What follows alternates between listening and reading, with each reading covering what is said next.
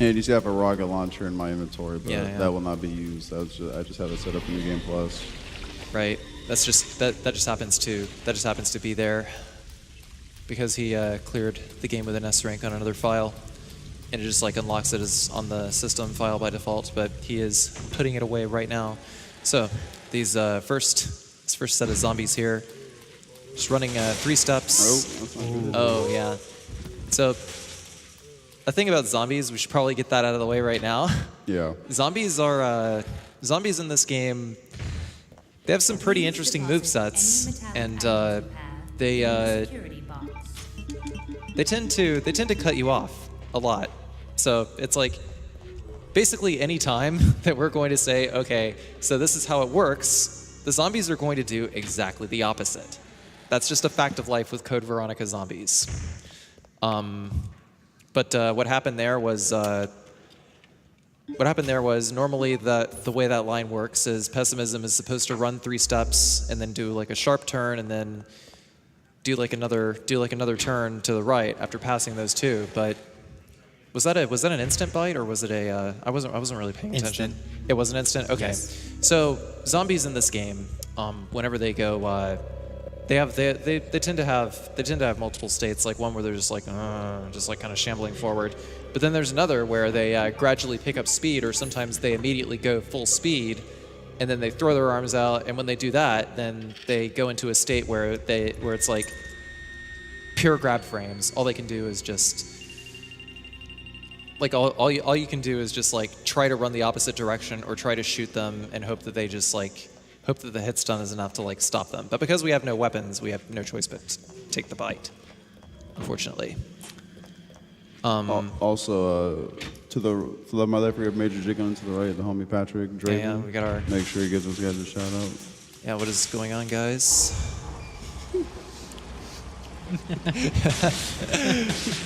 Right. So, pretty much any time that there is a pickup where Claire will bend down. That was also another insta-bite. No, Zombie that was wasn't. shakeable. Okay, that was shakeable. If you, when you're picking up an item, if you press right and action at the same time, it cancels out the bending over animation, so it saves time. Yeah, it saves about, I'd say, 0.75 second every pickup. But the reason I didn't try it on like the flamethrower, the extinguisher, is because if you don't get it, the zombie's gonna creep up right behind you and grab you. So I just bend over and get it for Right. safety reasons. But let's see. Yeah, so the zombies in the graveyard here, they pretty much respawn no matter what. So killing them is rather pointless. So we're just gonna like push around them. This room right here is a heavy reset. Well, I mean, the prison in general is a heavy reset Yeah. point. Fortunately, this they're all- room specifically. Nice entry. Yeah, that's very, very good entry. Fortunately, they're all in their standard shambling state. They're not going turbo or anything. I have a feeling that zombie right there, the burning one, is about to go turbo. If you are able to mash quickly, you can get out of the grab without taking damage. I failed to do it that time. But generally speaking, as I said before, dodging zombies in this Resident Evil is very different compared to all the others. Right. Because there's some animations, because the corridors and like the general level design and corridors in Code Veronica, like everything is very, very tight movement. It's not very easy to like veer around zombies as it is in previous Resident Evil games. So, but they also have move sets where they can just like lunge directly to the right, like 90 degrees to the right or 90 degrees to the left, and just like grab you, take a chunk out of your neck. They're not very forgiving in this game. Yeah, there's not so much going on right now, so if you have any lovely donations, go ahead, sir. Please deposit. Yeah, any well, metallic we've got items you have a in the nice security one. box. Major Jiggling donates $500. What? Young Brad. Yeah! All he says is, my Is lord. there a major jiggling in the crowd? This beautiful man right here. Who? Man, GG, bro. That's what's up, homie. That Good was stuff. awesome, Good dude. stuff. He says, "My lord chooses where the money goes." Lord. Yes, my lord. Let's give it to, Kill the animals. what was it, Super Metroid or Mega Man? Which one are we doing? Oh, that was good. Super Metroid, kill the animals. Kill the animals. It is. That's a good one. Yeah.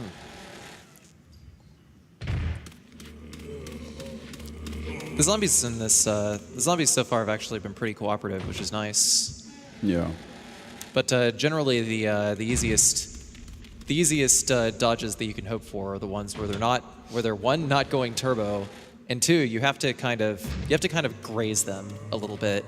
Like you kind of run at them, and then you take like a slight curve, do a sharp right or a sharp left, and generally it throws off their it throws off the hit detection for their grabs.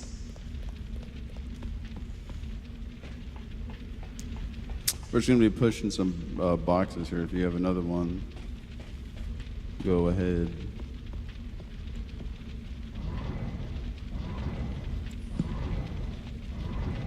Yes.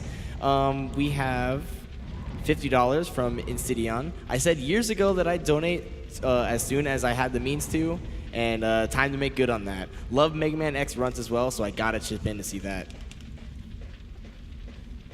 Hear you on Yeah. that.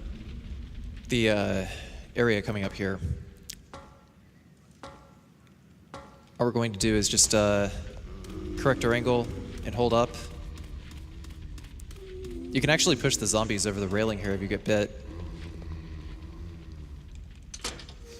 Here's the introduction for the lovely Doberman dogs that everyone knows in Resident Evil. Generally speaking, they're not too much of a problem in this game, unless you take bad lines. Yeah, I can't really find any occasions in Code Veronica where dogs are going to waste a lot of time, but occasionally they bust out with a command grab, kind of like a remake-esque command grab where they just like grab your arm and start biting you, shaking you vigorously, and that tends to waste a lot of time, like about 7 seconds if you get grabbed by one. So it's a pretty sizable chunk of time, and there's really not much you can do about dodging that, but it exists. Let's remember here, there's multiple ways to deal with this room, but Pessimism's personal preference. There's a command grab right there. You Yeah, can that really was stop. the example of the turbo zombie grab. Basically, what happens is you get bit instantly and you can't shake out of it.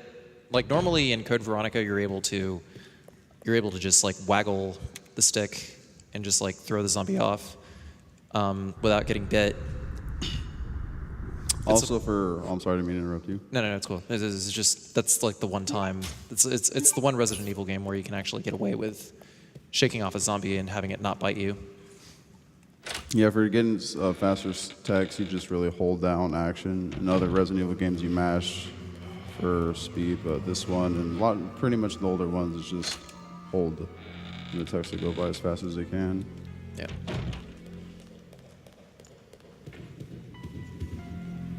Here we get to save. We have to go save everyone's favorite character in this game, I love Steve. Steve Burnside. That's the reason everyone's watching this run right now is for Steve. Save the Steves. Yeah, so you could either take a sort of zigzag pattern between those first two zombies, or you can hug the wall on the right.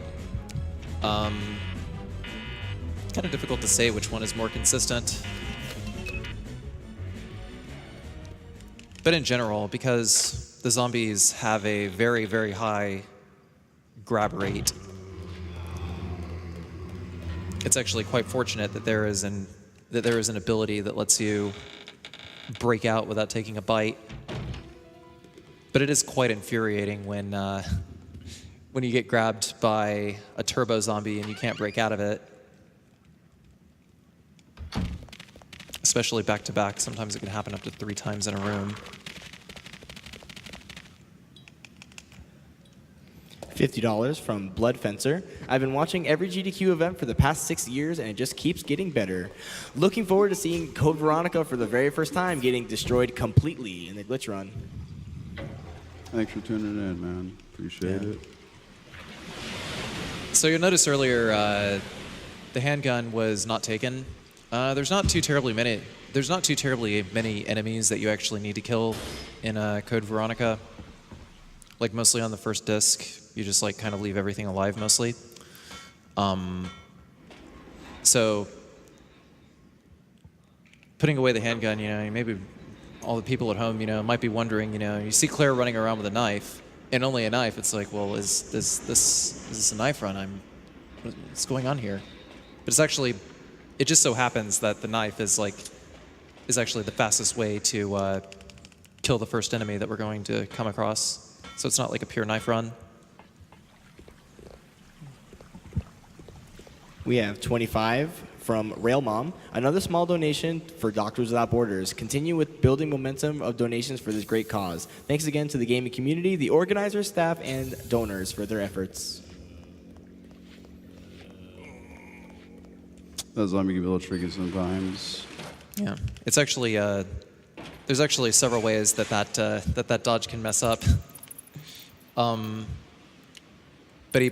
basically, it's like with some of these zombies, you have to guess which line to take, and it's like not really possible to react and come up with a backup strat like once you realize what the zombie is about to do. So if you're running in front of the zombie, then the zombie could go turbo and just grab and bite you instantly. But if you're running behind him, sometimes what he'll do is he'll have a sort of spin in place. Dark Souls players will be more familiar with the term poise, where the zombie basically has more poise than Claire, so you can't push behind him when he spins around. Like sometimes the zombie has more poise than Claire. Yeah, it's not like RE1 where you can push zombies aside. Yeah, there are in cases where you can't push zombies, and it's a really bad situation. Yeah. Especially if you guess wrong. Haven't really tested too terribly much, but generally zombies, like for Claire, the zombies do have more poise for the most part. But you can basically the best you can do is like try to graze them, just like kind of slide off of their hitbox, and hopefully you're able to evade their grab detection just a little bit. This crowd over here, That was awesome. No. That was good. That's really good.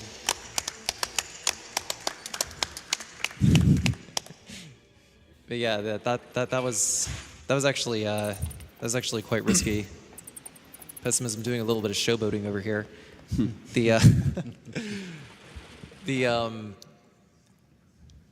Like once you grab the biohazard card, there's like the easiest way would normally be to just like sort of lure the zombies towards you a little more and then just kind of run behind them on the hole, or you can run in front of the zombies if they aren't if they're shambling at like their slowest speed. But what he did just there was there was just enough of a gap, so it's not too fast, not too slow, but it was but he seized the opportunity and he was able to just go right through there. Yes, my lord. My lord. Me lord. Yes. My lord. And anonymous $5 that says, I want to congratulate Raw Derps on a great run of RE1. Glad to be awake for the RE block. I wish you luck on the Code Veronica run, Pessimism. Yo, I will do my best to stay awake for it. I appreciate it. Thank you so much. Yeah, make some noise from Raw Derps. Awesome run. Thank you guys. I really appreciate it. I really do appreciate it. It means a lot. I'm glad I could be here. Yes, my lord. My lord. Thank you, my lord.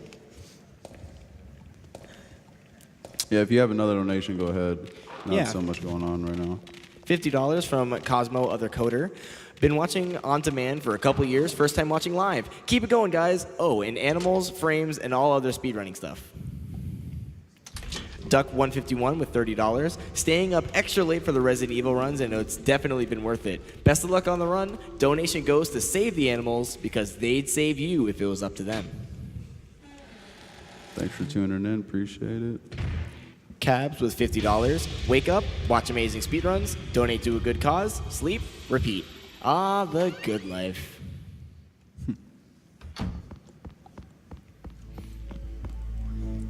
Accord with $10. First time watching from the UK. Sorry I couldn't donate more.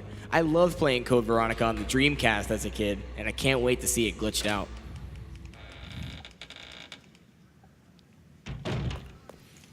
Ruo with $7.50. Sporadic SGDQ watcher and first time donating. What you guys are doing is amazing, and keep up the good work.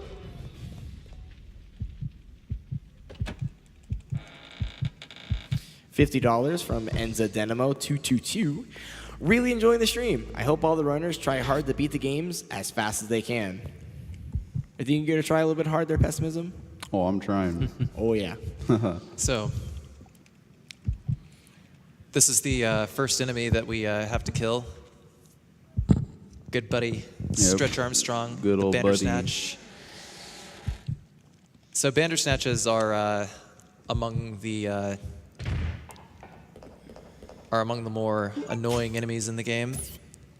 But what Pessimism is going to do is he's going to set it up in such a way that he can get as many hits out of the knife as possible. Ooh. I messed that up a little bit. You're a little far forward there, but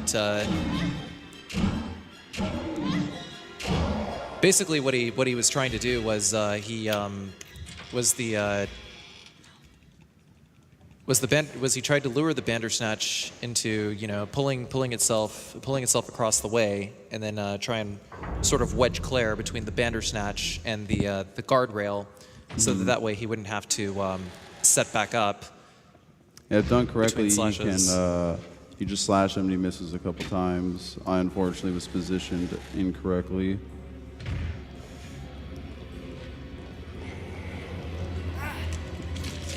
That was an insta, wasn't it? No, that was No. a shakeable one. Yeah. Oh, okay. Yeah, that's right. He like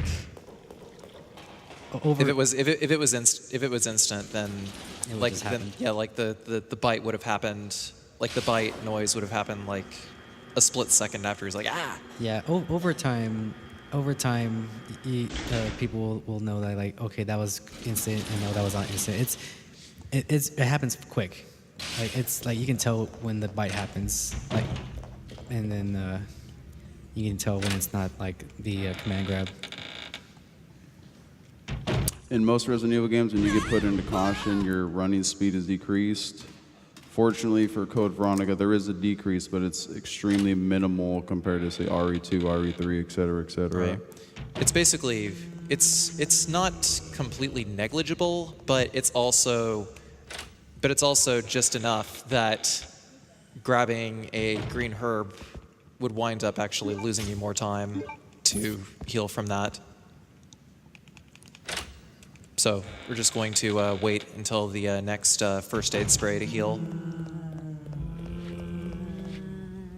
But it definitely lowers your turning radius, like or your turning speed rather, by about 3 to 5%, and it also lowers your speed by about 1%.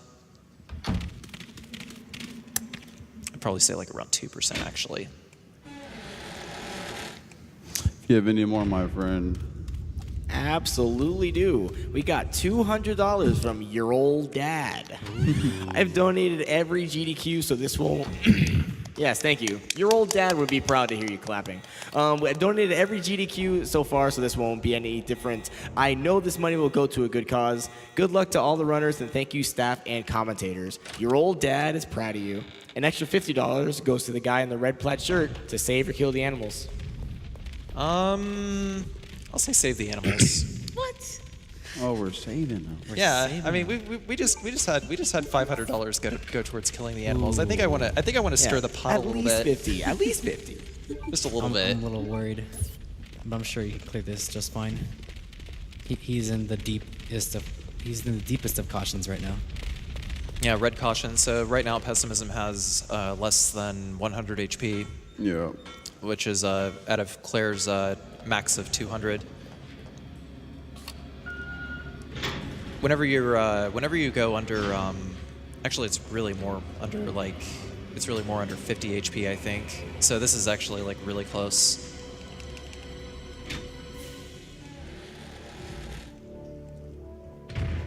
We have an anonymous $500 donation. Ooh, Oh. One of my favorite and most memorable AGDQ moments was catching Carsey's Resident Evil HD Remaster run at the start of last year, and I fell in love with watching horror game runs ever since. Good luck to Pessimism. Thank you for your luck. I appreciate it. Thanks for tuning in. I was very fortunate you Yeah, got like I that, was able to push that shake guy off, otherwise I probably would have been in danger. Fortunately, we're about to come across 2 killing items, so I'll be put back up to fine.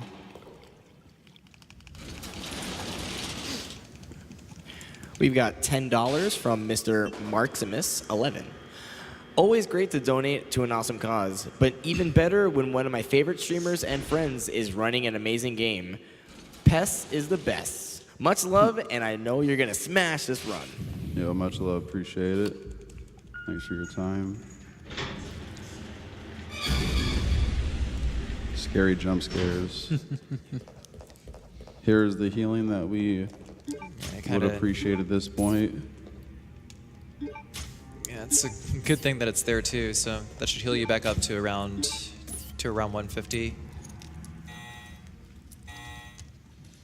Damage data hasn't really been mined for this game yet.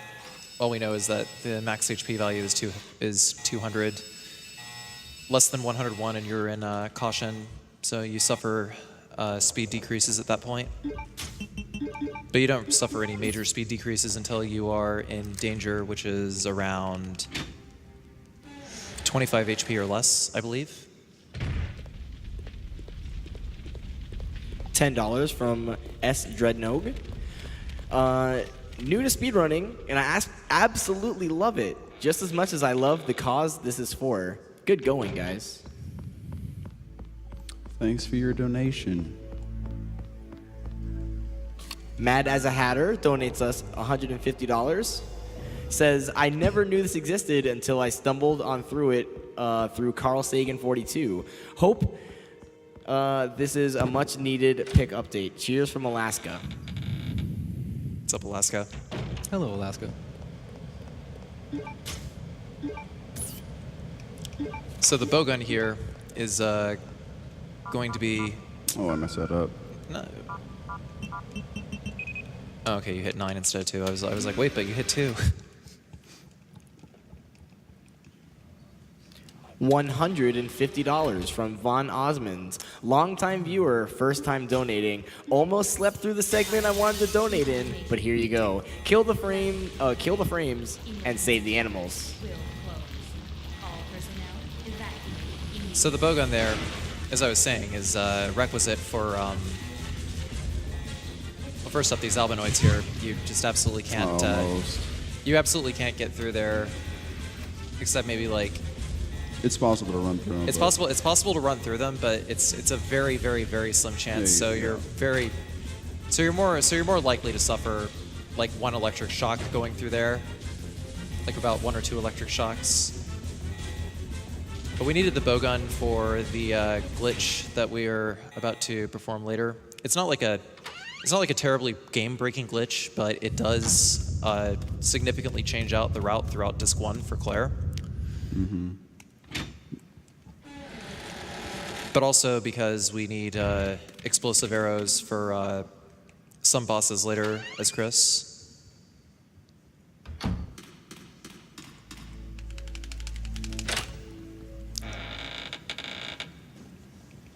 But this is pretty much the end of the training facility section.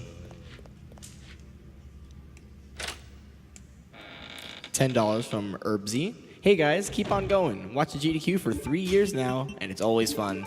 Just bought a shirt too. Have fun and good luck to everyone. Thank you, thank you.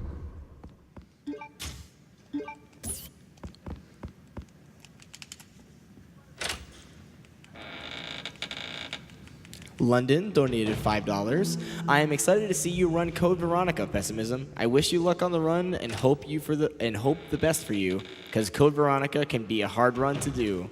Great job on the run again, Raw Derp. Always enjoyable seeing you run the games. Thank you. Thank you so much. Appreciate it. Much love. Okay. You grabbed that one?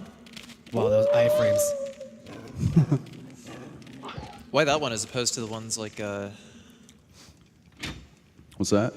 I said, why that bowgun pickup as opposed to this one over here?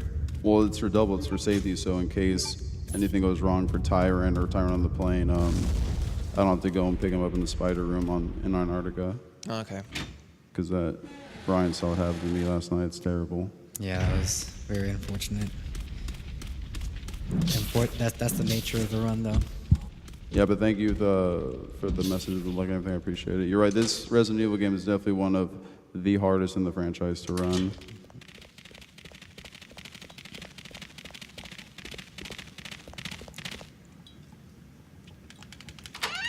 If you have any more, my friend. Fortunately, not too much really talk about right now until like the glitches come up and boss fights and stuff. There's still a fair bit to talk about between now and then, but Yeah, I can get some. Adam donates $25. Hey guys, this is Adam Koralik with Figure It Out Productions, and I just wanted to help aid the speedrunning community. Keep up the good work. thank you, Adam Koralik. Mattia5 donates $35. Happy to donate to a good cause. Watch out for those zombies and save those frames. Yeah, those zombies are feisty tonight. Yeah. So this puzzle over here, just tracing the lineage of the very well-adjusted Ashford family.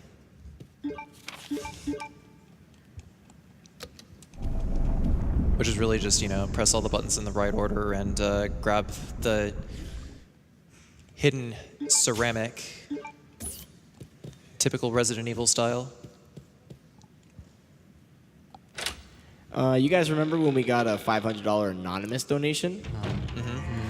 He donates again with $50. Snitch Hots accidentally sent the $500 to anonymous, so here's another $50, just so Carsey knows I actually managed to catch him on the couch. Thank you, Snitch. Thank you so much. Rithindel also with $150. Hello from Australia. I've been watching for a few years now, and I can finally donate. Thank you all for this amazing event and amazing charity. Getting in some of that esports rep. Snitch is actually, it's actually a Heroes of the Storm player.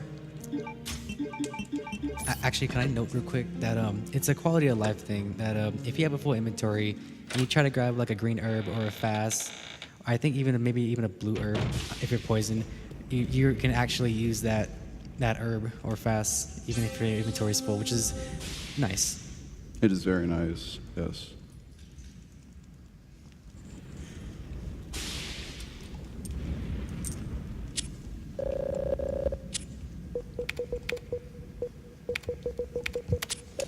Thought I hit 8 by accident, but I hit 9.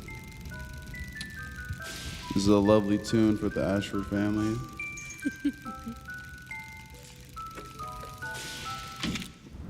I don't foresee anything bad happening. No. It's quite nice. Oh, we got one of Spoke too our soon. long arm friend here. The truth be told, that is actually like not a particularly overwhelming entrance for that particular Bandersnatch, but Bandersnatches are I think like part of the scare appeal in Bandersnatches is just that they have a lot of HP and are also stretchy, have a lot of reach, so they're just a little unpredictable, I guess. I'm gonna try to get a line to where it throws his Bandersnatch up to where it doesn't try to slap me. Nice. Nice. Well, he went for it, but he missed luckily for me.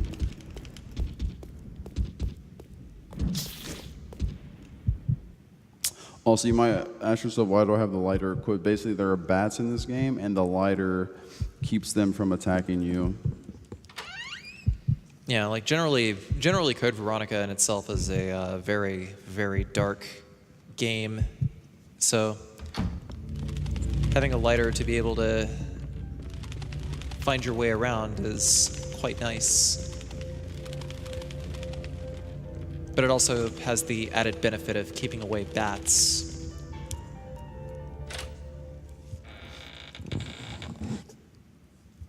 Keep focused, brother.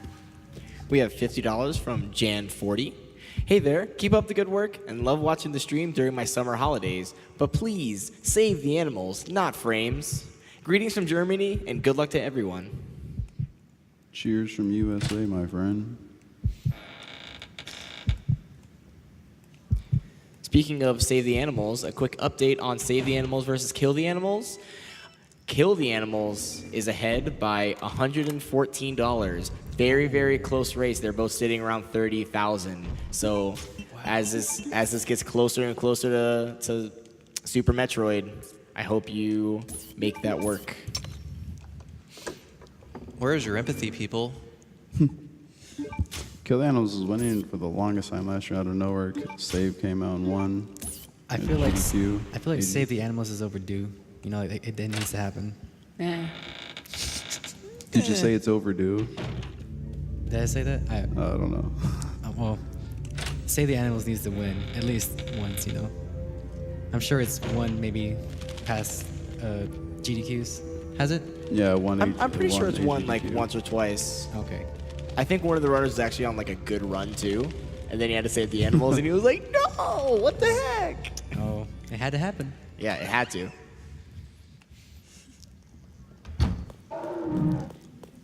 So generally with Bandersnatches, their tracking is the main problem, less their hitboxes. Ow. So they tend to do like a little bit of a Dark Souls-esque, like I'm going to track you while I'm in the middle of the attack. So when the attack hits, you're taking damage, sort of thing. But depending on how you approach them, depending on how you come at them, you can sometimes avoid the attacks. This one over here, you just have to run completely perpendicular, and he'll miss, because that attack only tracks for maybe a few frames before he actually commits to it.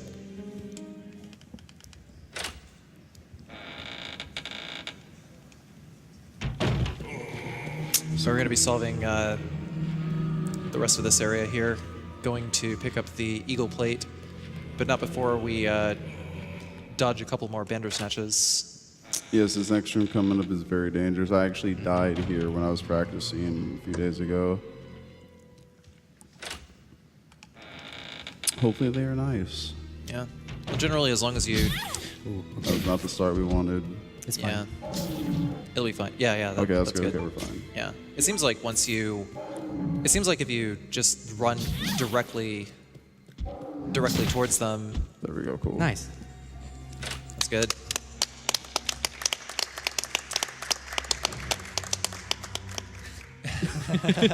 I got my buttons mixed up right there. Eh, It happens. I think Pessimism was trying to clap. I'm not sure. No, he yeah, was. I was. Yeah. He put forth the effort. I saw it. But yeah, generally it seems like as long as you run towards the center of the Bandersnatch's hitbox, then if you're close enough, they will miss. As long as they don't do like the insides, or as long as they don't do like the inside out swipe that some of them do, where they just hit 90 degrees in front of them, then you generally should not get hit if you're close enough when they attack. That second Bandersnatch was very tamed. Normally it would turn around and try to go for another hit. Yeah. Yeah, and those like And that smack. Bandersnatch is like a picture perfect example of like exactly how far their arms can stretch. They can smack you from a mile away. I'm doing a little backtracking here, going back to the first part of the game where I got like the extinguisher and stuff like that.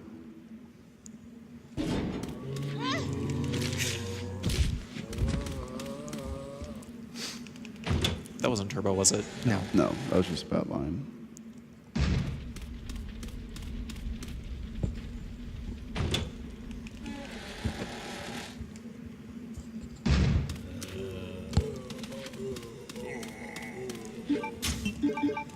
I'm just hoping you won't get jinxed. That's all. What's that? That's why I keep asking. Was that turbo? Was that turbo? So there's a little trick right there to where you can like start, then you can run to the side, but unfortunately I did not get it. And this zombie right here is a little tricky as well. Oh, I got it. Okay, Nice. That's good. That's. But yeah, some of the doors in this game, like if like the doors where you don't press X to open them and load the other rooms. Sometimes there's doors that slide open. Those you can pause, and the door will continue opening while you're in the pause menu. So you can set up for some pretty slick dodges that way before the zombies actually aggro.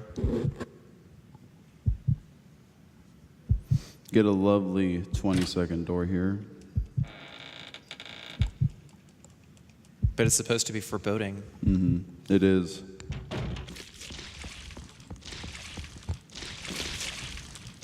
This guy boy. sometimes this zombie right here is always in turbo state. If he grabs you, he's going to bite you 100% of the time. And sometimes he likes to swerve to the right. Nice. That was great. But this particular, I know. It's like, but that's a zombie, you know. But that zombie is actually It's very special. yeah, he's an especially bad zombie because he has a lot of HP. He's always in turbo, and he's actually like legitimately trolly. He's programmed to swerve out of your way deliberately so that you miss.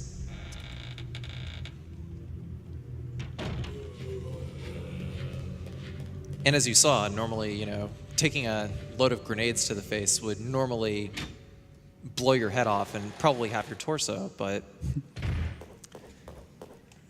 that zombie disagrees.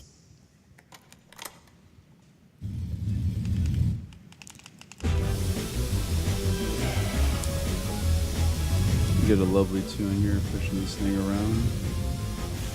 Yeah, we have $5 says, "Hey, I'm Pico, watching from Spain. Just wanted to say good luck to Pessimism and thanks to the Couch Crew. Also, save the animals." Thank you, Pico. Appreciate it. Cheers, Pico. Thank you. Dan P with $5. "Much love to all the runners and behind-the-scenes staff. You are all truly heroes." Yes, they are indeed.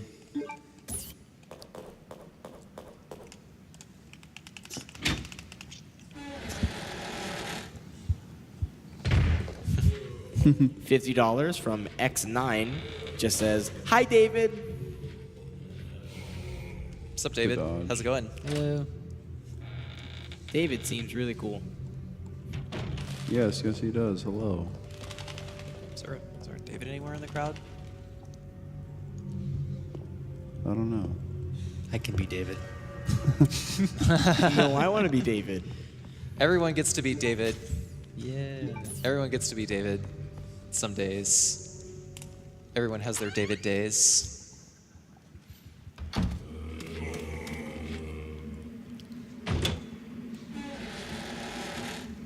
We have $133 from Twizta. Ooh. "I never dare to play these games myself. Glad someone else can do it for me. Love from Sweden. Also, save the animals." Hope you're enjoying the run, my friend. Basically, we're pretty much out of the really dangerous spots for Island 1 with Claire. The rest of it, we're setting up, getting ready to go do the glitch and then just smash through everything.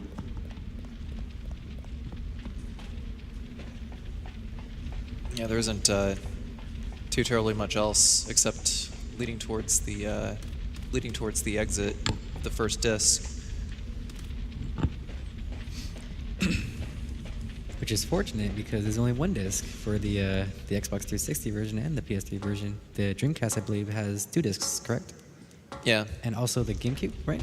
Yeah, the game. Yeah, the Dreamcast and GameCube versions have 2 discs, but in my mind and in my heart, this is still disc 1. Mm-hmm. Right. Always. Got It good is, luck yeah. on the Bandersnatches here. Mr. Albert Wesker makes his introduction, but you will not see it. Yeah.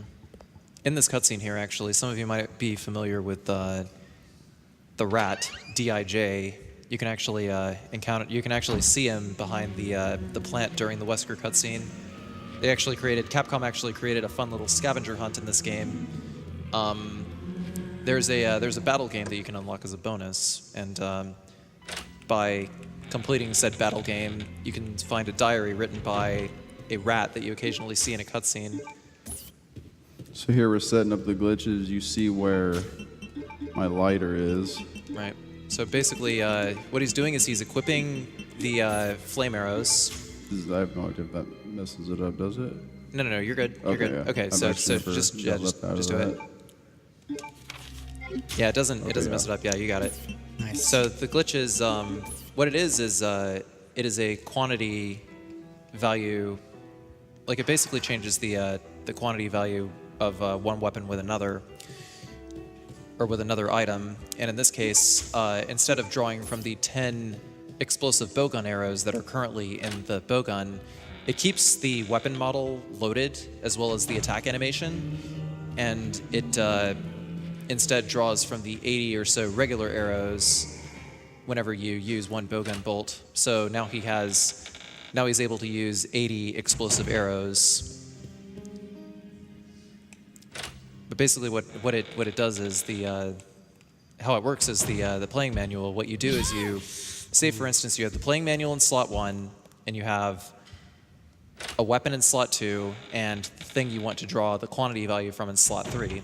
What you do is, instead of reading the playing manual from the menu, you go into the file menu instead with the playing manual still in slot 1. If you open it and hit use, then the glitch will not work. So instead you need to go to the file menu, hit playing manual, and then it will eliminate the playing manual from your inventory that way. But the trick is, it moves everything over without changing what is in the equipment slot. So that's what allows that glitch to work. Fortunately for us, the bandage sensors aren't there when coming in. Of course, they appear after. And right here is where you'll see that the glitch is very nice. You smash through zombies that are in the way. Yeah. As you can see here, he kind of slid off of the zombie while he was still going down. Their hitboxes and their collision boxes don't turn off until their death animation is complete. So sometimes you can get caught up if you lower your weapon and start running immediately. That's the fortunate thing about Code Veronica, is the recovery times are fast.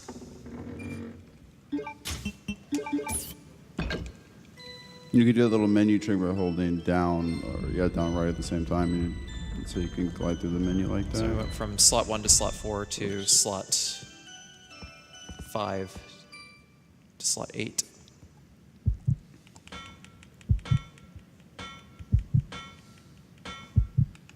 Menuing is very helpful in Resident Evil games. Just like trying to optimize your menus. Don't go into your inventory more than you absolutely have to.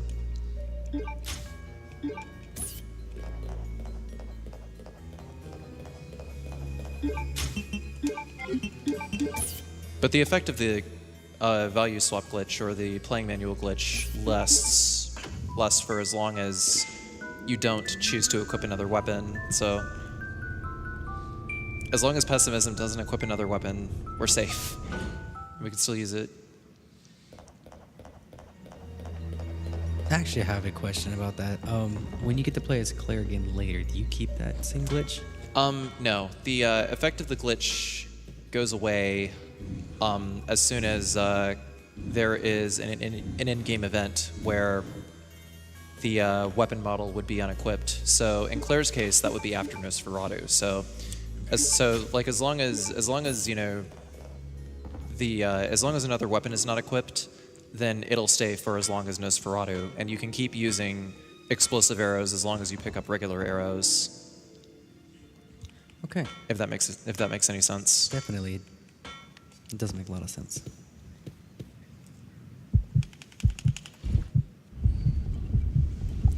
But there's also an alternative method to the glitch, which allows you to get an infinite green herb. If you have the playing manual in slot 1, your handgun in slot 2, and a green herb in slot 3. Yes, sugar, I know.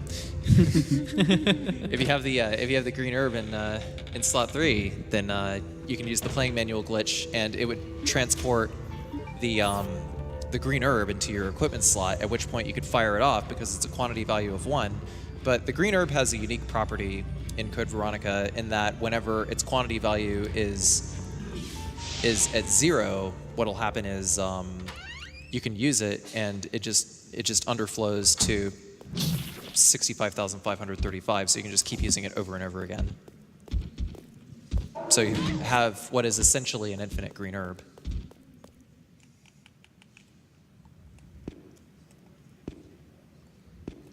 We got $20 from Shape-Shifting Silverware. Forgot to rinse off my pot and almost made soapy pasta. I reckon this run has me suitably entertained and or distracted. Glad you're enjoying it, my friend. Ray Crest with $40. Thanks to all the runners to do a wonderful show. Big kisses from France. Luvic with $50. Awesome event as every time. What about some moo for everyone involved? Moo for the runner, moo for the tech crew, moo for the reader, moo for everyone. Moo, moo, moo. Guess what I want to kill? The cows. Moo? The cows. But they make the milk. They also make the beef.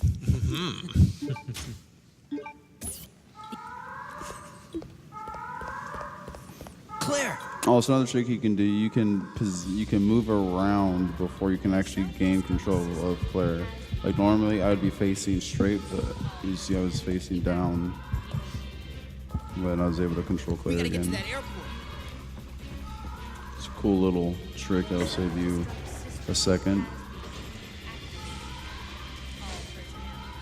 Now we have the ever so lovely alarm that goes on for like the next 5-6 minutes.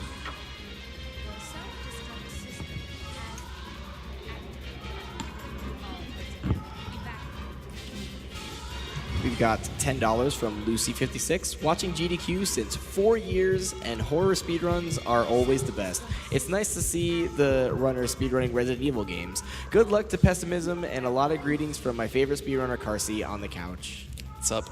Yo, what up? Thank you, thank you. For some reason, that cutscene didn't trigger when it was interesting.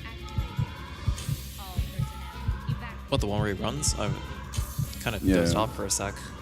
The one where like he shows him running off. For some reason, it didn't trigger when I stopped climbing. I just automatically hit select. It's weird. Yeah, it's really weird. Must have hit it a frame in advance or something.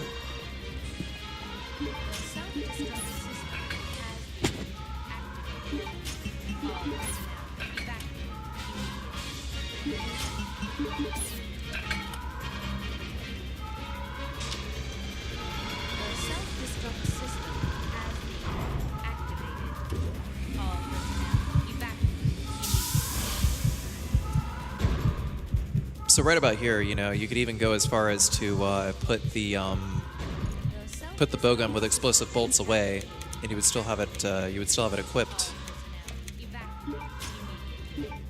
So there's one such example of the bending cancel that was mentioned at the start of the run actually working. Like again, the way you do that is you press right in action on the same frame, and in doing so, you cancel the bend down animation to pick up items. So it's something that can be done completely on accident, but if you're really good at it, it would actually save an upwards of, I don't know, how many items do you actually have to bend down to pick up? Probably save close to, I don't know, 40, 45 That's a- seconds throughout the entire run. Yeah, I'm not exactly sure how many items that require you to actually bend down. Yeah, I don't know. So if it saves about 20 if it saves about 0.8 seconds every time you pick it up, so it adds up a lot. That's like almost a second each time. So it could probably be like maybe like 30 seconds or so. Yeah, that sounds about right. Seems about right, yeah. Yeah. 30 seconds is a lot.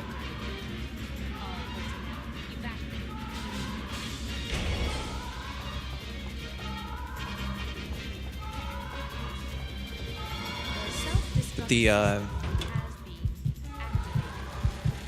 I'm not sure if you can tell, but the self-destruct system has been activated.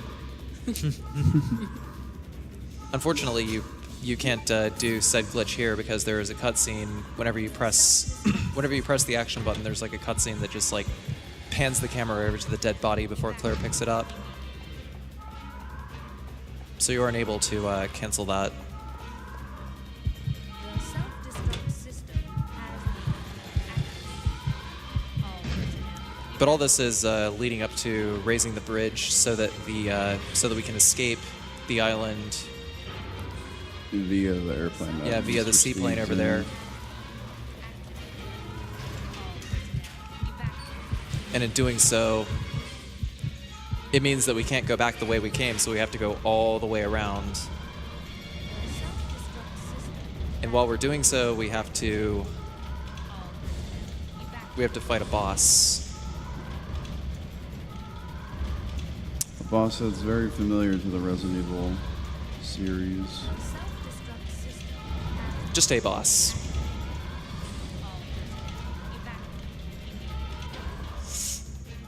5 minutes until detonation.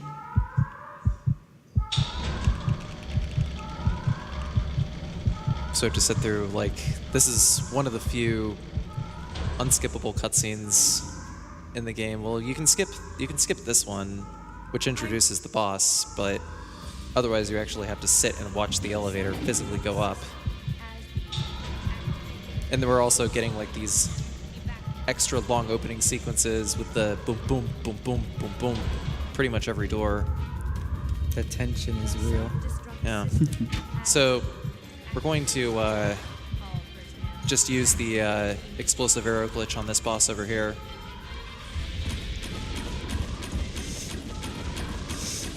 (13, 14, 15, 16, 17. Oh, 18. 19? 20. What does it take to stop this man? What does it take? I seem to have... it takes about 20 explosive arrows to take him down. And then it's going to take 24 when we encounter him again in the plane. On the plane. All personnel evacuate immediately. Don't trigger disc 2 just yet, by the way. If at all possible.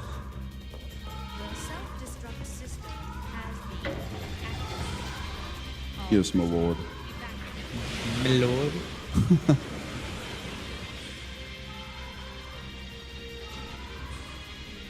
self-destruct system has activated. All personnel $50 from RD. Just simply says, awesome event. Keep up the good work. Thank you. Thank you. Thank you for your generosity. self-destruct system 30 from Volantis. I'm definitely not that David, but I can still donate. Hi back. Hello. What's up? What's up? The self-destruct system Markman gave us $23. Much love to the GDQ staff from the Evo staff. Thought I'd donate during my favorite Resident Evil game. Hi, Carsey and Sumichu. Good luck being awesome. So, Mark. system has been activated. All personnel evacuate. Wabberjack with $20. You're all doing a great job. Keep it up. P.S. Kill the animals. Thank you, my lord. My lord.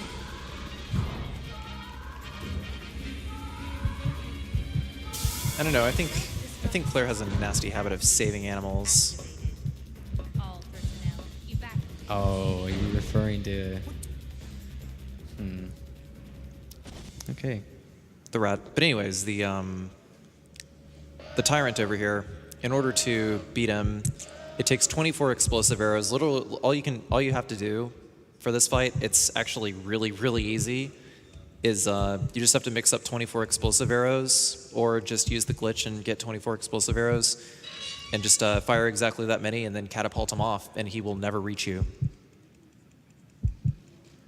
Alternatively, you could use 3 BOW gas. BOW gas actually cuts down his HP in half, and then follow it up with 2 acid rounds. That's another way to kill him without moving. If you look at the top left, you can actually see the DIJ, the rat. Nice kill. Thank you, sir. But yeah, if you look up to DIJ the right there. yeah, you can see the rat shaking up there. That's actually DIJ, like who I was mentioning earlier, like the Easter egg. Developer's inside joke. Wait, this is this too now, isn't it? Mm-hmm. Yeah. Yeah, this is Dis 2.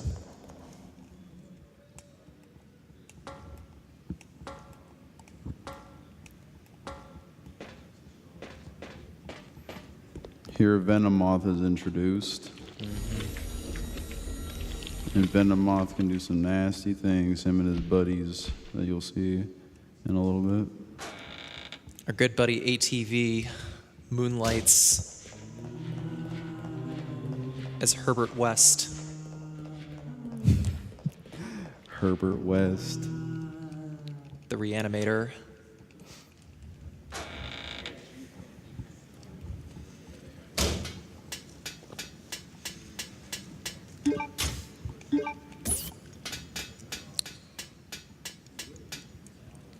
Ozul with $50. Good luck with the Code Veronica run. Thanks to all you guys contributing to this amazing cause and for all these hours of speedrun entertaining. Greetings from Spain, and of course, kill the animals. Thank you for your donation. Appreciate it. What am I doing? Think I'm going to a different room. Still good. Oh man, the reactions. I think if you go long, you'll probably be able to dodge them. Oh yeah, you're good. Yep. There we go. So these spiders are pretty random. When spiders aggro in this game, they just like run at you. They're like hell on wheels. So you kind of have to hope they go in one direction or another, and you generally have to react. But because there's two spiders in that room and they're very close quarters, you can't always get what you want. And sometimes they'll grab you or hit you with an acid attack before you leave, because space is very limited to move in there. Also, it takes forever to kill them. I'm not sure if you mentioned that, but they eat bullets. Yeah, actually, it's like, yeah, even with grenades, they generally take like 2 or more. Mm-hmm. So, unfortunately, I have not found a gun that kills them in one hit.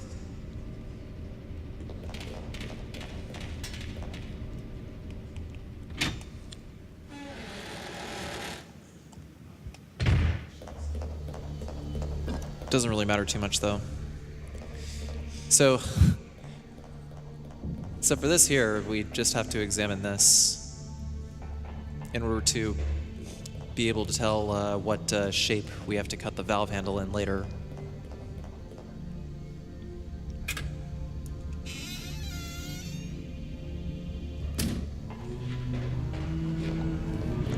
$5 from Spiky Peacemaker. Good luck, Pessy. Much peace and love to the entire Resident Evil community. Greetings from Spiky Peacemaker. Thank you, The Spiky. homie Swaggy. Thanks for that donation, man.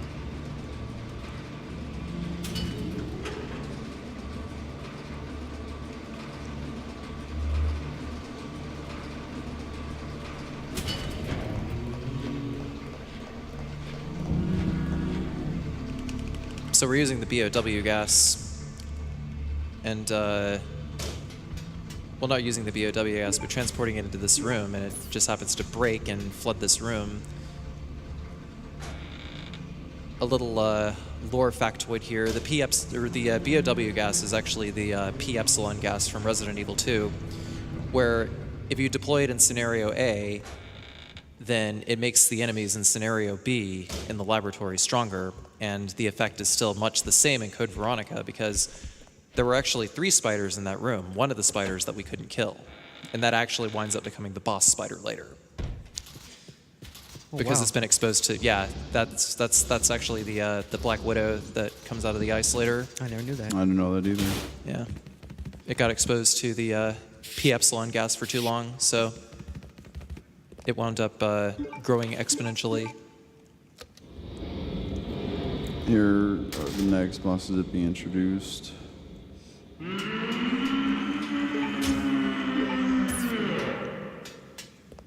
He's not going anywhere, is he?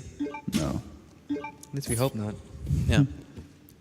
So, Oh, as mentioned, open. No. as mentioned before, you can just go ahead and straight up put away the grenade launcher and the bowgun, and you'll still have the glitch enabled. So as you can see, Claire still has her bowgun equipped. It'll still fire explosive arrows.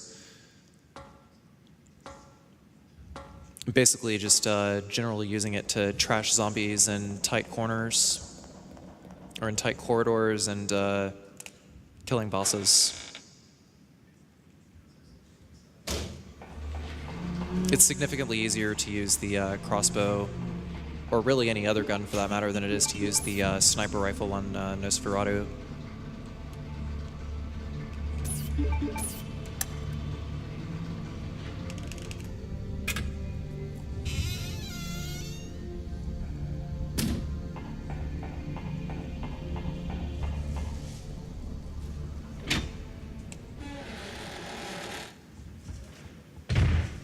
So with the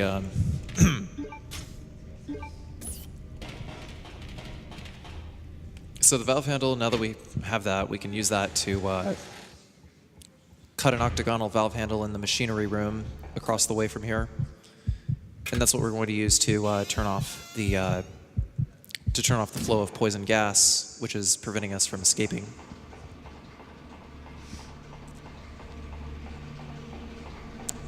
Good old clumsy Steve. That's right.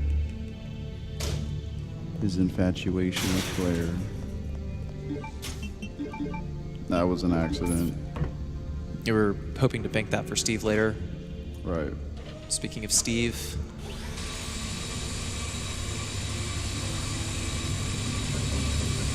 I was trying to do the menu thing I was talking about earlier. Downright has it cross. Oh well. yeah. Sometimes an unfortunate side effect of fast menuing. Sometimes it doesn't always turn out the way you want. It should be fine, because when he gets to the platform where the boss fight happens, there is a hidden fast on the bottom right of the map. Is that right? Should be. Yeah, actually there is. So you could probably grab that. You're right. There is a fast there. Small time loss, but Yeah, at least you have another healing item. yeah. It is possible to escape Steve without taking a single hit. Yeah. But there is a very small chance that it'll fail. And if it does fail, then You're toast. yeah, you need to be able to heal before he hits you, I believe, 3 times, because it does like 110 damage a slash, I think. If he hits you twice, it's over. Yeah, if he hits you twice, you're done. So you have to have either a heal, or you have to be able to get the no damage strat. So we're just straight up avoiding the sniper rifle. There's straight up no need for that, because we already have like 30 explosive arrows. Okay. Let's go ahead and look for that bottom left.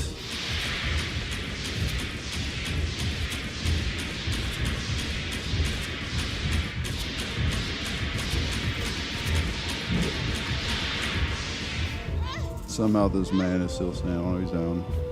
Yeah, he's Ooh, done. Can you make it? Yes, you got it. Good job. Nice. Right there on the spot. Ooh, yeah. Jolly on the That spot. was really close. Now we're playing as Christopher, which is Claire's brother.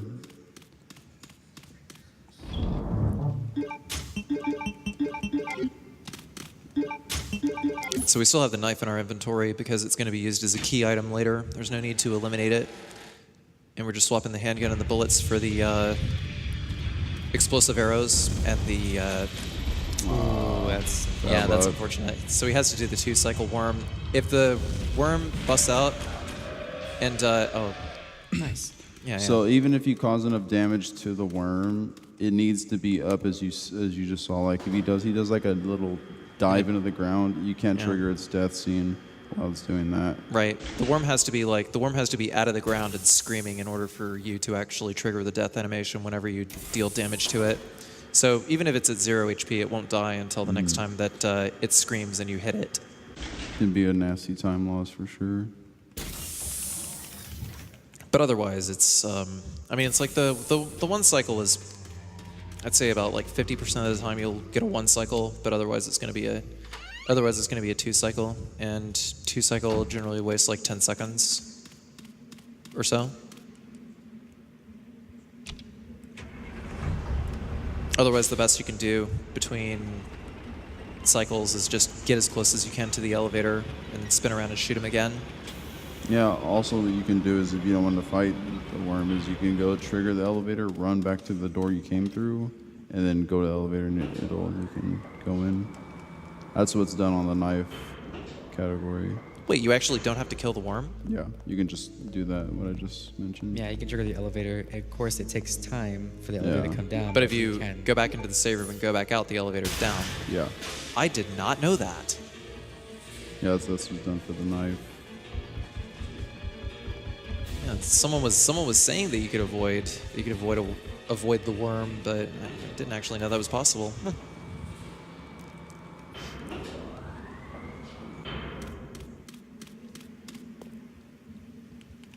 If you have any donations, my friend. Yeah, I got a couple. I got an anonymous 6. Just says, first time donating, always a blast watching you. Thank you, Anonymous 6. Another anonymous with $10. I found out GDQ in 2013. Definitely one of the best things I ever found on the internet. It's amazing. Kudos to all, and to Carcinogen, I hope to see your RE7 run in a future GDQ. Good luck to all the runners, and the money goes to the reader's choice. Another anonymous, $10. Sad to have missed the Silent Hill 2 run, but glad I can catch the Code Veronica run for a bit before going into work. What's up, Carcy? Keep up the good work. Thank you. Bruno gives us $30. Love the event and all of the runs. Keep breaking games and borders. Money goes to getting Mega Man X for the marathon. One of my favorite speed games.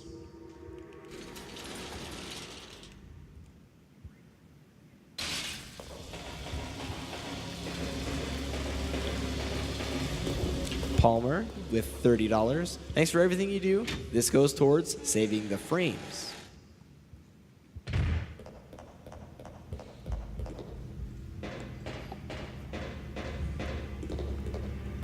Smash Fiends gives us $5.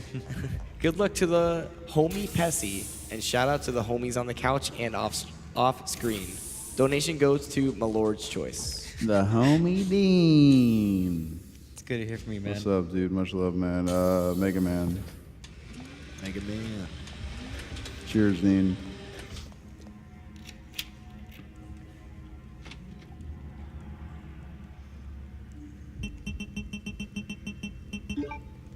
So yeah, the this section, we want to choose to get the chemical here first before picking up the doorknob, because if we don't, then we will encounter a sweeper in here when we exit. Sweepers are poisonous hunters, which will be introduced in a second. Got the bend cancel there. So maybe it's Yeah. possible to not get swiped right there, but it's pretty difficult. Right. By the time he gets the turntable key, though, those hunters will despawn. So killing them isn't really worth it. So all you can do is take a line and hope that you get away with less than 2 hits or so. Mm-hmm. I don't actually know how much damage hunters do per swipe. I'd probably say like 25, 30. So let me ask you, I just based on what you see here, I want to say which version of the hunter do you think is the most threatening? Really, it just depends on the room. But I would say that the sweeper is probably the more dangerous one, because when you encounter the sweepers, they're like outside, so they can just like jump and they can just go for the jump attack. But on top of that, they're poisonous, so you won't be finding another blue herb after you encounter them in the training facility, training facility courtyard. So it'd be a while before you could before you could heal from that. So it's like those sweepers would just straight up ruin runs. Gotcha. Hunters, on the other hand, unless you get hit by a jump attack, like the jump attack actually, contrary to popular belief, hunters don't always instant kill. In Code Veronica, they don't instant kill. They just do more than 50% of your max HP and damage, and they tend to do jump attacks a lot more when you're in caution, and you know that means you're less than 50% HP already if they're doing jump attacks. So they're just more than likely to do it. Yeah, they'll shred you real fast. Yeah. In other Resident Evil games, though, the hunter's instant kill generally only happens. Ooh. Yeah, so these things right here. Speaking of hunters, those cameras right there that Pessimism was having to dodge Metal Gear style. Basically, whenever they get triggered, the hunters come in through the vents, and you either have to dodge it or kill it. But it still wastes like 3 seconds to get tagged by it because the intro animation, or rather the you messed up animation. Return to your position.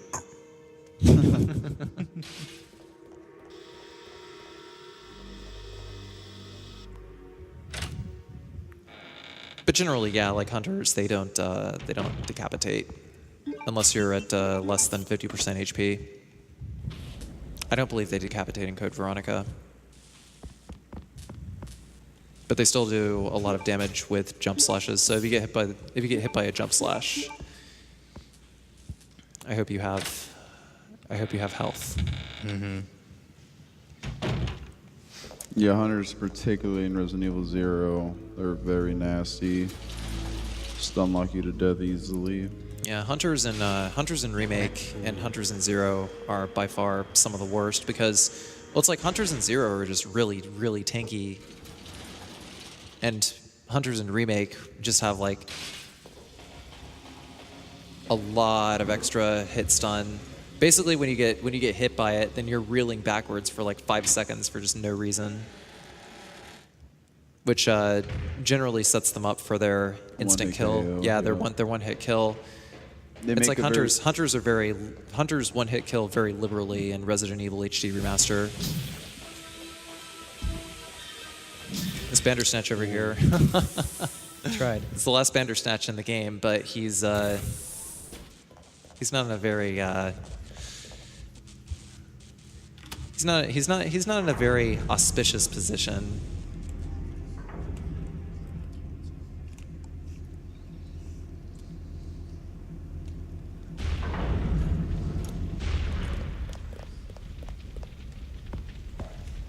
There's also some explosive arrows up there. Well, some explosive powder up there, but generally you don't need that.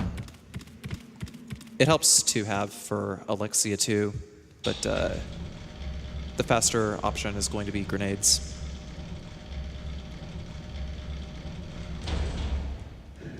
So for the hunters, whenever he exited, the best thing to do is to hug the shutter as closely as possible. Because what the hunter will do, because the hunter's hitbox is a little wider, it will swerve off of the level geometry and lose a little bit of distance when chasing you. So he won't jump slash. He won't be able to swipe forward. He'll just be too far away to do anything. And this hunter will just continuously swipe it even though he can't touch you. Yeah, it's like even if you're on the second floor, like he'll just keep slashing, he'll just keep running, he'll just look for a way to keep attacking you because it's just like the enemy tracking in this game, I would probably say is the most temperamental thing. Temperamental being very generous, but that's generally what causes you to take a lot of pretty cheap hits for the most part.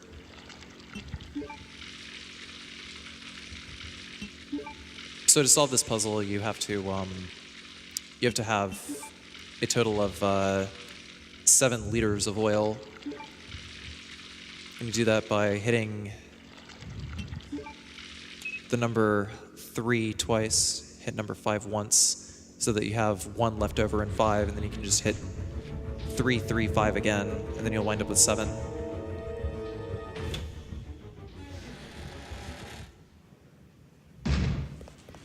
They're like shotgun shells over where the zombies get up from. Yeah. Oh, you gotta hit the lever. Oh, It's okay. I forget totally that too. autopiloting. Yeah. My mistake. That's okay. It's better. It's better that you get it now as Yeah. opposed to like opening the shutter and realizing that the bridge isn't down.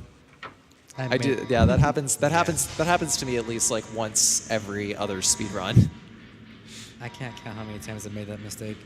Yeah, but it's such an easy one. It's such an easy one to make because Yeah. your brain just kind of Tunes out. just kind of fixates on moving to the next room because it's such a tiny thing, but and they're both like, oh well, do I go through door? Do I pull the lever? Just just autopilot through the door.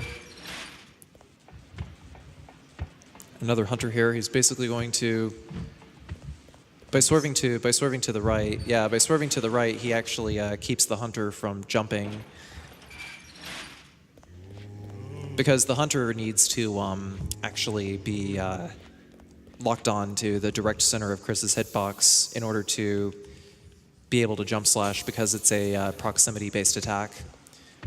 So for these guys, hunters are actually deaf. So you could just walk around this guy, and as long as he doesn't see you, you're good. But he always moves in like a very specific path. So it's like a patrol pattern, kind of like the guards in Metal Gear Solid.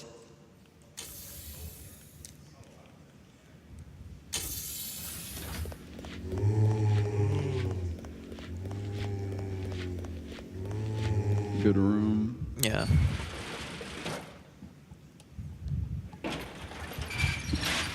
Good dodges here. The airport somehow managed to survive the self-destruct system. It was, I don't know, that self-destruct system was actually quite weak. It destroyed only, I think Alfred only wanted to plant charges around like the, house. Here come the sweepers. This is after the loading scene, everything is a very dangerous room. Hopefully they're nice.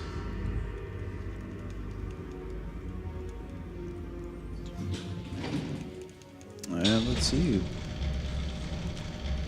Yeah, the sweepers here. You got this, I believe. By hugging Good. that was actually.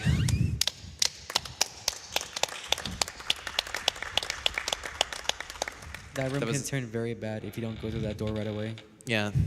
Like, what he did was he collided with the first sweeper. Fortunately, that was an insta grab. That was an insta bite. Yeah. That was one such example. Was that the first time he's taken an insta this run, or? Oh no, he's taken plenty. No.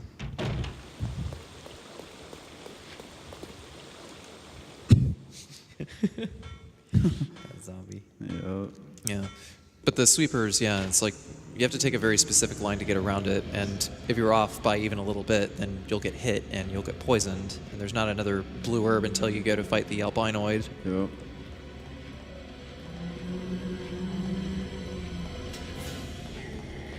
Bit of a pre-turn there before Yep. marking those guys.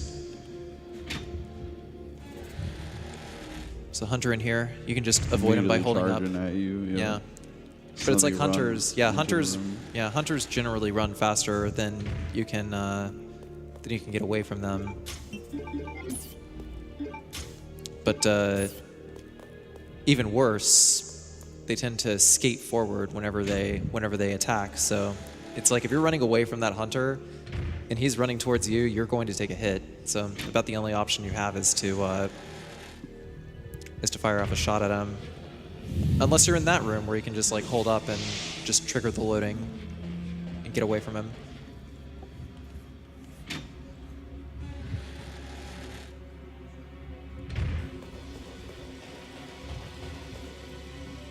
We have $10 from What Is a Name? Awesome run. Keeps me entertained while working. Money to the red shirt guy in the front row's choice. Red shirt guy in the front row's choice. Well, there happens to be another guy wearing a red shirt. Why don't we make it towards his choice? Yeah. Let's save the animals. There we go. I'm just kidding, dude. Yeah. We have $30 from Jawdry. Gotta donate for a Resident Evil game as it's my favorite franchise. Good luck, Pessimism. Yeah, thank you so much. Thank you for your time checking out the run. Appreciate it. And a lovely anonymous $150 donation with just a smiley face. Aw. Very nice. Appreciate it. Thank you. There's a couple more spiders here. The ceiling is just low enough to the point where the second spider there could hit you if you're not hugging the inside wall. But we're gonna hug the inside wall anyway because there's grenades right there that we need for Alexia. And here's the albinoid, an electric mutant thing, which can be Albinoid, the electric Pokemon of the albino variety. No, that's literally what they're. You want to turn that way? Good. Yeah. All right, this is good right here. I believe that's the albino that escaped, that you actually saw escape. Isn't Oh it? my God! Did you actually get out of there without getting shocked? Yeah. I didn't Yeah. know you could do that. Wow. Nice. No, that's actually. I legit didn't know that there was a line you could run and not take damage from that, because like usually when you drop into the water to get the plate, the albinoid is going to shock you a few times. Or if you're really unlucky, as you're bending down, it'll be close enough, it just slams you down. Yeah. An albinoid is nasty.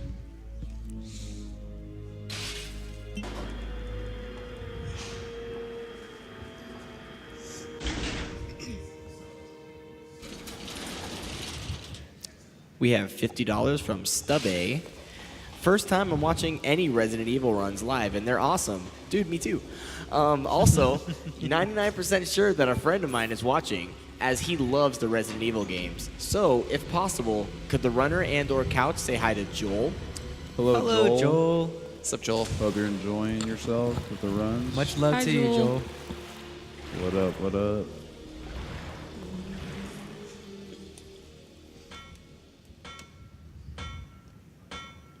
I like Joel. Yeah, me too. He's an amazing person. I prefer the Billy variety. This little box is ridiculous sometimes.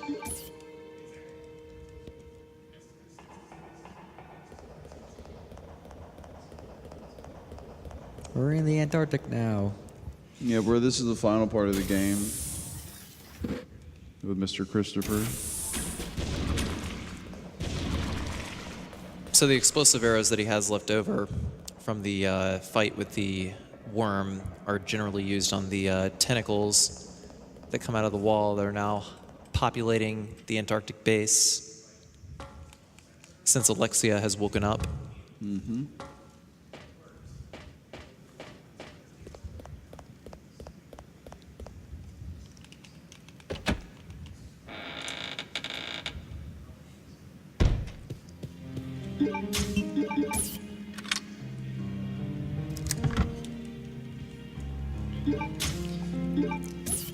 We got an anonymous $10, says, shout out to the late night hosts. You are the unsung heroes of the stream. Thanks a bunch. Put this towards your choice. I appreciate you saying for it to go towards my choice, but the real heroes of the late night streams is the late night tech crew. Let's be real. Yes, I love the tech crew. I really appreciate you guys so much. Yeah.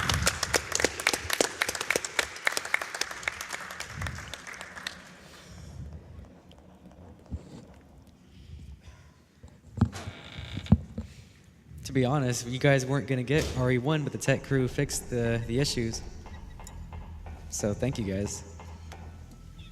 Yes, thank you, thank you.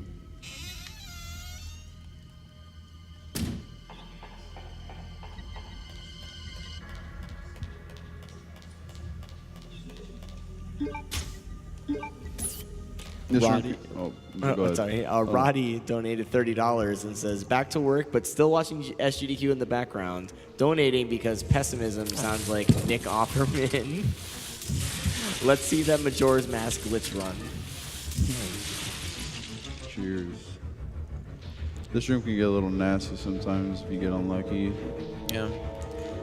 So what Pessimism did there, he backed up and turned and quick turned, because if he ran a straight line towards the exit, then a parasite would have burst out of the zombie's chest. Yeah, but we don't want that. Yeah, no, the parasites in this game, like I'm pretty sure they poison you instantly, don't they? I don't think they do. They just you have to rip them off. You smash them on the ground, stuff on Yeah, them. it's a pretty lengthy it's pretty lengthy to escape that animation. That one is but- tricky to get. Yeah. I want to say that there's those embryos. That's what those called? The parasites. I just call them parasites. I want to say they're just like the RE2 parasites that you just gotta kind of shake off with by moving the D-pad. Yeah, from G Mutant. Yeah, something like that. But they still attack you. They still hit you. Yes. And they can still poison you. I'm pretty sure they're poisonous because they were actually planted in those zombies by the moths. Oh.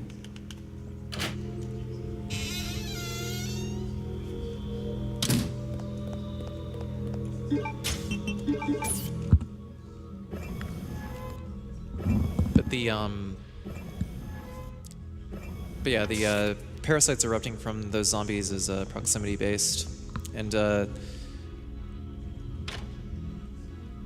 hunters here. There was a camera earlier. If you run the right line, then you can actually avoid triggering the hunter spawn. This room is really nasty too. That wasn't too bad. It really puts your mashing to the test. Yeah. You could decapitate with the shotgun, but it's really not worth it.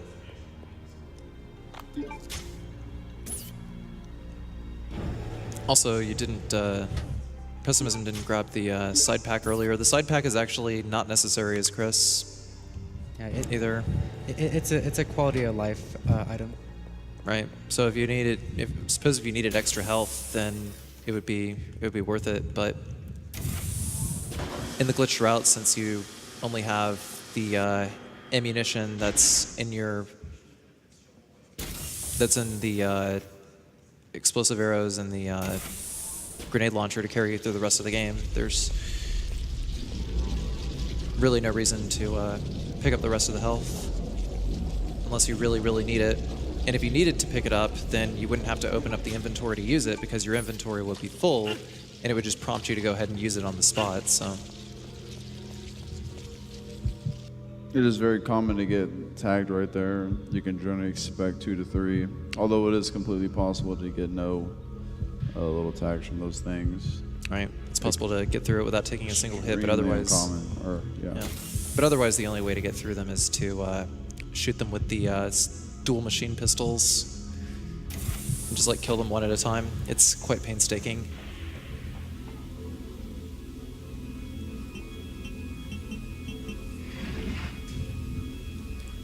We So- have $10 from none other than Joel117. Hey, this is Joel. Hello to all you on the couch as well. What's up, Joel? Hello, up? Joel. Oh, that was good. That made up for that little sloppy line. See, I told you guys Joel was a cool dude. Yes, you did, sir. Yeah, y'all sleeping on Joel, bro.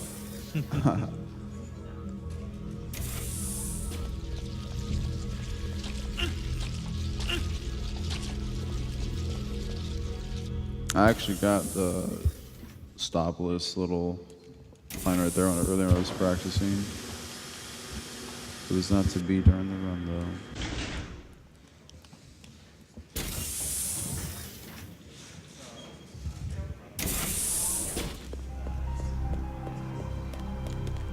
Escaping through here, though, we're gonna have to shake off the zombies again. Hopefully there's not an insta-bite, but as long as you shake them off fast enough, Or Oh my god. actually, Oh, yeah, boy. no, I completely forgot. Coming back through this area, you can actually take a line Yeah. because Yeah. because the zombies are generally like there's generally no aggro, so you can actually get away with with like Without getting sticking grabbed and at moving all. through those zombies on the way back. That line's Yeah. so beautiful.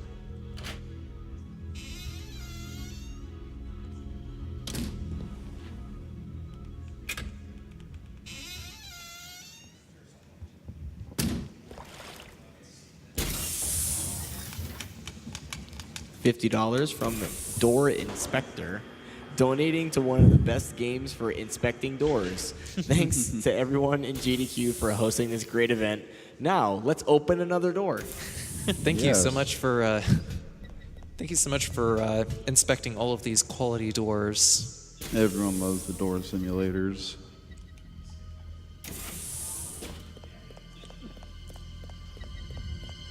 By the way, how many explosive arrows does it take to kill a hunter?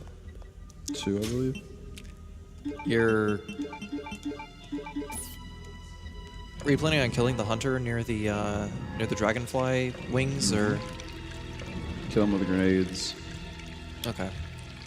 Only takes one with a proper shot. Ah.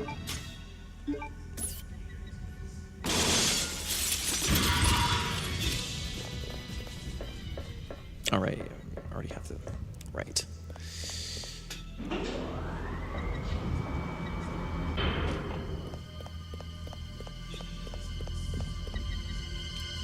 $150 from B-Myth.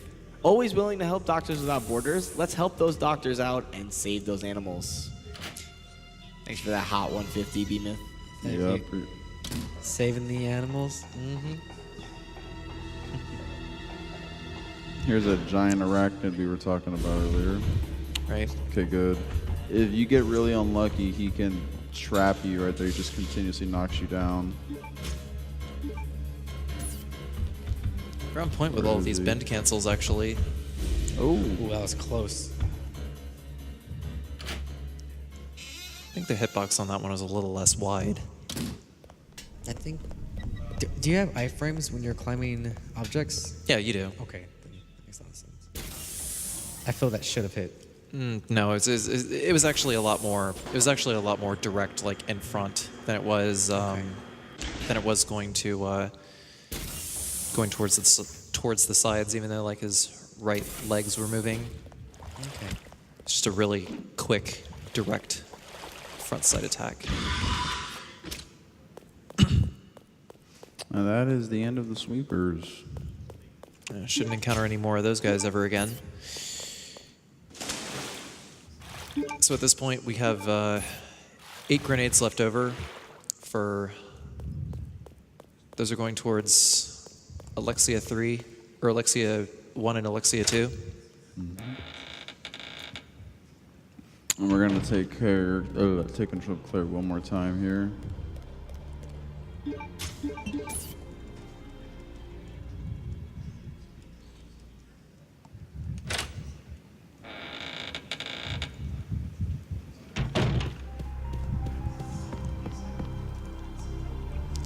There's not really too terribly much to do with Claire in this segment.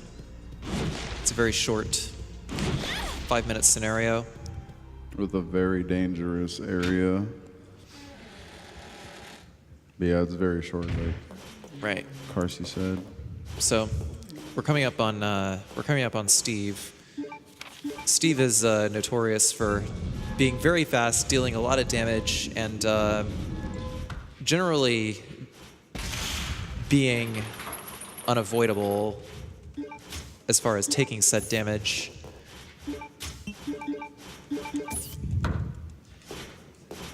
You must be very quick here, otherwise this thing will crush you. Yeah. And also you don't disable the trap until you pick up the card, so if you mess up that pickup, then sometimes you'll straight up get crushed. But anyway, Turn into a Claire sandwich. yeah. Fortunately for this version, like you get retries. Yeah, the retry is like right as soon as you take control of Claire, but you know, so it doesn't waste too terribly much time, I guess, but still quite a bit. So what's going to happen is Steve is going to commit to the attack, and then you're just going to kind of wedge yourself between the chair and Steve. You're just going to hug. Oh, so close, no damage. That was really close to That no was very damage. close.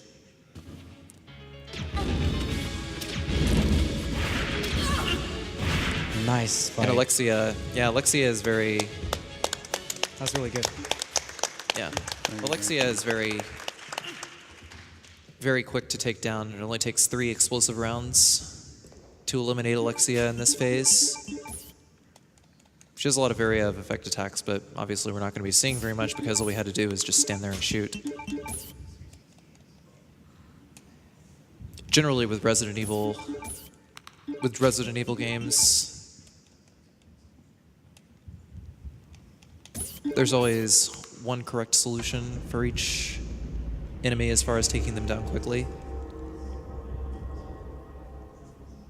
And boy, does it happen very fast. There's a lot of tight quarters here, more zombies. Need to grab the biohazard key so that we can get the last 2 jewels.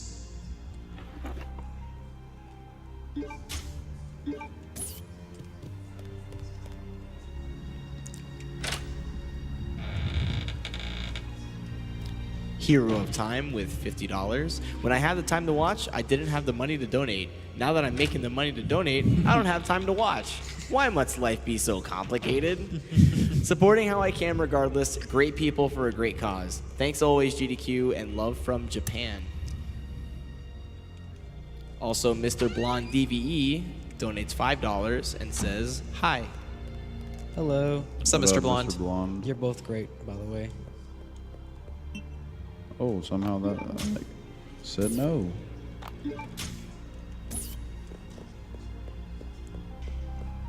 So speaking of which, Japanese version is faster text scrolling, which is the primary reason that it is run. Can't believe we forgot to mention in the beginning. Yeah, well, I mean, it's usually goes without saying, you know. Yeah, that's true, big that's big, true, big that. speedrun stream, you know, like it's usually explained in almost every game, but generally if Japanese language is seen, that's why. It's for text scrolling screen, or in some cases, like in Resident Evil Code Veronica, there's. I went through the wrong door. It's okay. I didn't mean to go through that door. Yeah, it's And also less damage, I believe. Yeah. yeah, it depends on the game. In Code Veronica HD, the damage values are the same in both the Japanese and the US versions. Oh, okay. But the US version of Code Veronica HD just has the Japanese damage values. But the original, or like the vanilla US versions of the game on Dreamcast, PS2, and GameCube, I'll have you taking slightly more damage than average. All your guns and ammo still do the same amount of damage against enemies, and all the pickups are still there. So the difficulty change is very minor, but it's still there.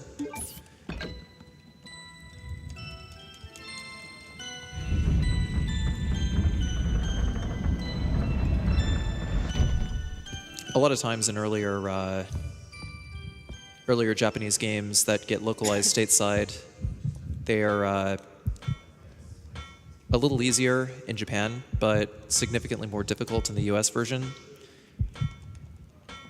A lot of Capcom and Konami games follow this trend because in doing so that basically helped to boost sales numbers above rentals, because video game rental was not a thing that was done in Japan.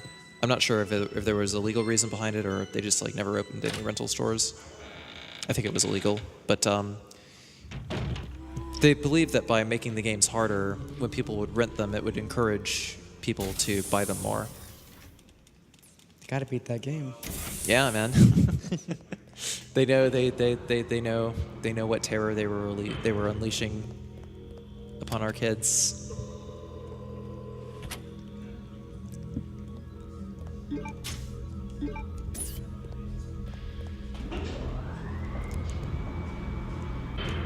$150 from John52. This shout out goes to all the people working behind the scenes, making SGDQ run smoothly. Thank you for all the effort and hard work. Yes, thank you guys. True that. Yeah. Like, we can't thank you enough, you know? The explosive arrows are significantly quicker for taking out the tentacles than anything else. Just one shot, just one quick shot, and they're out. Otherwise, your next best option would be grenades, but grenade launcher is actually quite slow. Does better damage overall, too. Oh, you're short on grenades. How many does he need? You could kill her in 5. 5? You kill in 5, really? Uh-huh. Oh, okay. Oh, yeah, you have enough. But you gotta be really close. I thought it was 7 for some reason. I'm sorry. Oh, you're good. You gotta give Alexia a big old hug. That's how close you gotta be. You just have to make sure that all of it hits, I guess. Well, yeah, you could use the shotgun as backup in that case. So, what's the name of the game? I'm not sure. Yeah, well, what is the game? I have no idea. You know, we've been playing Resident Evil, but I'm not sure what kind of Resident Evil game it is. It's code something. I don't suppose. Facility I suppose will this is like step in It's code Malord. 5 minutes. Code Yeah, Malord. yes, Sure, sure. It's called The Lord. Malord, you are the game, Malord.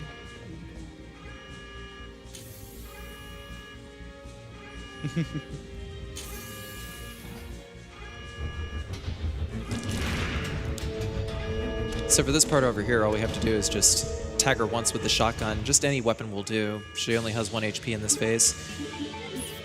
And over here, we fire off 5 grenades. But we have to make sure that all the grenades hit. Oh, that little... And if not, then we finish her off with the... Okay. Yeah, Nice. okay. Get ready for time. Right, time is coming up. So now we have the gun that deals the final hit against Alexia. When you got 10 seconds, you got this. It's happening.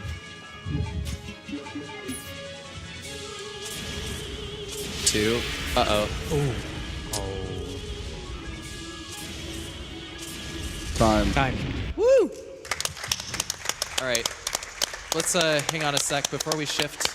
Before we shift out, there's a result screen here. Let's actually see what time this is. Yourself. Sugar's clapping too.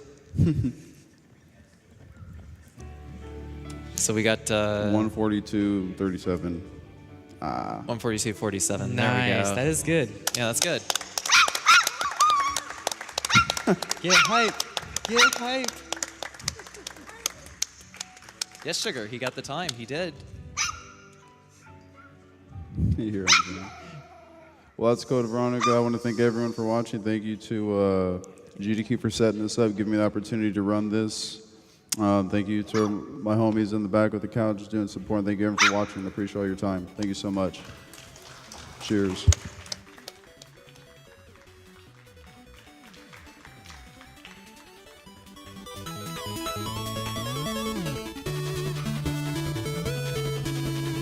Thank you so much, Pessimism, for the Resident Evil Code Veronica run. That was absolutely fantastic. That's unfortunately all the time I have in my host block. I will be throwing it off to JT. And this is Tones Balone signing off.